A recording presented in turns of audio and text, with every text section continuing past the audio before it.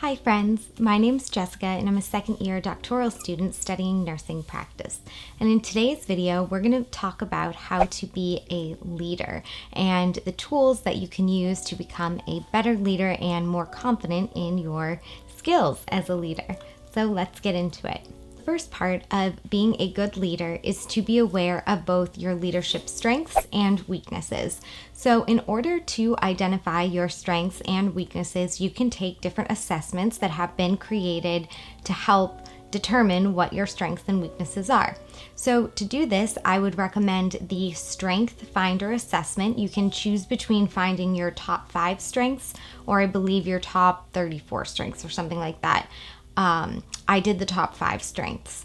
There is then also the sabotage assessment, which is going to identify your top 3 sabotagers. And what this means is personality traits which conflict or cause problems for you as a leader. Like for example, mine were being a perfectionist or being a people pleaser.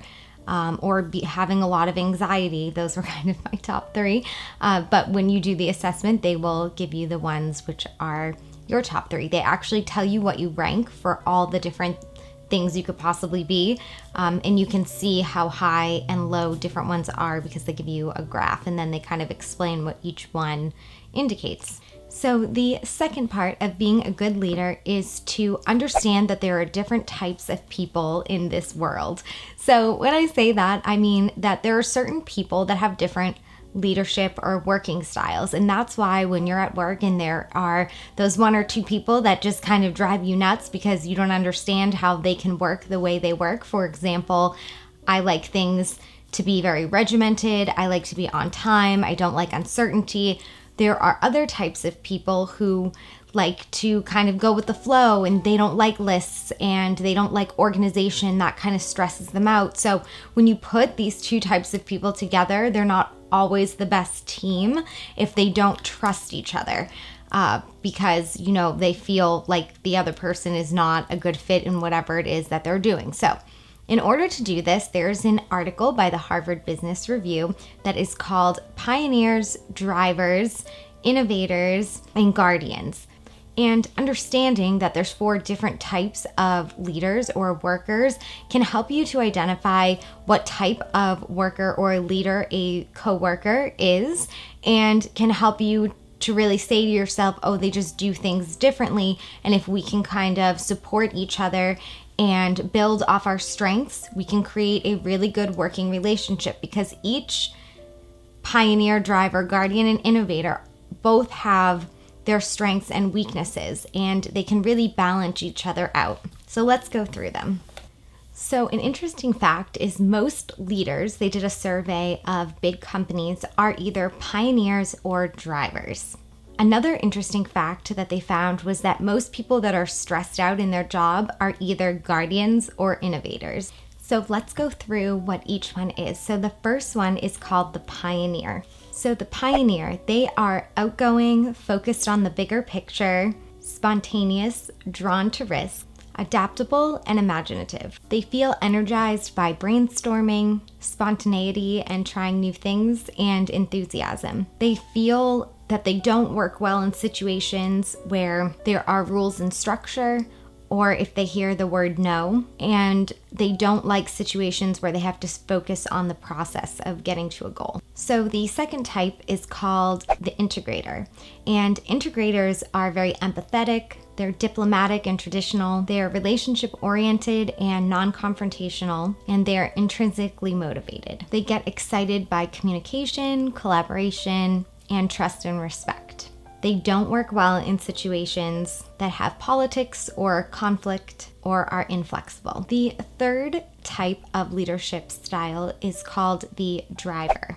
And the driver is quantitative, they like numbers, they're logical, they're focused, they're very competitive, they are experimental and deeply curious. They feel excited by winning, solving problems, and directness. They don't work well with indecision, ineffectiveness, or lack of focus. The last type is the guardian. The guardian is methodical, reserved, detail-oriented, practical, structured, and loyal. They like organization, consistency, and a detailed plan, and they don't work well with disorder, uncertainty, or time pressure. So now that you know the differences between all 4 of these leadership styles, you can sort of identify the type of workers or leaders that people are that you're working with.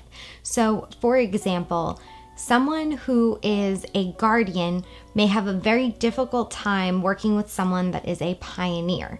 And that's because the pioneer does not like deadlines. They don't like the process to get to a goal. However, that is what the guardian strives at. So if they're working towards a common goal, the guardian can start to get frustrated with the fact that the pioneer is not involved in the system, that they don't really care about the time constraint. There can be a lot of clash between these two. However, they did find that when these 2 types of people trust each other and they can kind of say, you're good at this and I'm good at this, and they can come together and collaborate, they have a much better working environment and they actually get things done more efficiently because, again, they both have opposite strengths and weaknesses, so they can sort of level it out. So the third step of being an effective leader is to, of course, like we talked about in the first step, be aware of your strengths and weaknesses, but also create an action plan to improve your weaknesses. So in order to do this, you have taken whatever assessment that you decided to do from what we talked about in part 1. And so, for example, if you've taken the sabotage assessment, you can see what areas you are weak in. Some other assessments that may be helpful are the emotional intelligence that will give you some information regarding your social competencies and your personal competencies, and you can kind of see what areas that you need some improvement on. So I would recommend taking these 2 tests. There are various other ones that you can also take, but once you identify your areas of weakness, you can then create an action plan. So to create an action plan, you're going to first identify the weakness and identify how you're going to fix it. So for example, say that you lack empathy with coworkers and that you need to work on creating communications and relationships with coworkers. So now you can say to yourself, okay, I'm going to make an effort to go into work and ask my coworkers about their life. I'm going to make an effort to be involved in things outside of work with my coworkers to build those relationships. Additionally, another thing is, say that your weakness is confronting conflict and communicating effectively. Well, now that you're aware of that, the next time that you are at work or in a situation where a conflict occurs, instead of trying to avoid, you're going to be aware that this is an area of weakness for me. The only way that I'm going to build it is to deal with the discomfort, and after a while you'll start to get good at it, and these will no longer be leadership weaknesses. You'll just build yourself up to a stronger leader. And the last and final tip I have to be a better leader is to use reflection. So you want to use reflection to reflect on situations where you've been using your leadership qualities and how you think that you can improve. Of course, nobody wants a leader who is just demanding and telling everyone what to do. And maybe if you find yourself doing that, by using reflection, you can see where the problems may occur and how you could maybe fix them. And also using reflection, you can reflect on the action steps that you've taken and kind of figure out if you think they're working, how you could change them a little bit, and what would work better next time. Additionally, I would like to add that becoming a good leader, it's very important to continue your education. So listening to videos or podcasts, reading books, there's so many great resources out there in the world. And it's really important, especially as nurses or medical professionals, that we know how to be leaders, because we will be leading a floor as a charge nurse. We will be leading our patients' care.